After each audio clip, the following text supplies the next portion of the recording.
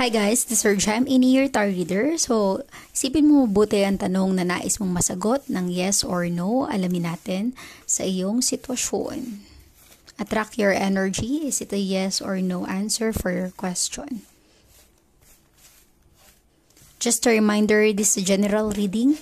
So this may or may not resonate with you, so don't take it personally. This is just a guide.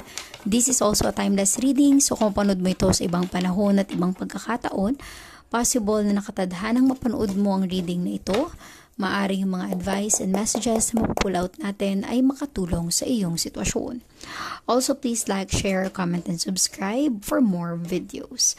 Magpupull out ako ng 5 cards sa deck na ito kapag majority ang upright, meaning to say it's a yes. Kapag majority ang reverse, meaning to say it's a no answer for you. Okay? Isipin mong mabuti ang tanong na nais mong masagot ng yes or no.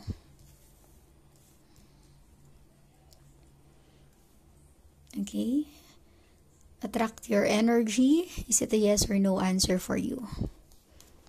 You have the Tower upright, the 3 of Swords upright, the 7 of Pentacles reversed, the 5 of Wands reversed. So, meron ka ng 2 upright and 2 upright. Let us see.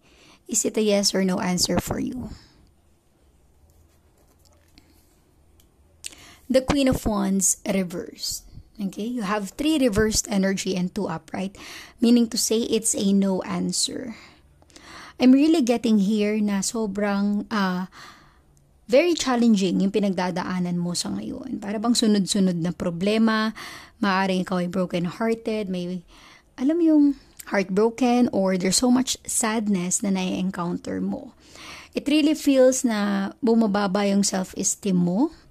Nararamdaman ko rin na para bang nawawalan ka na ng pag-asa.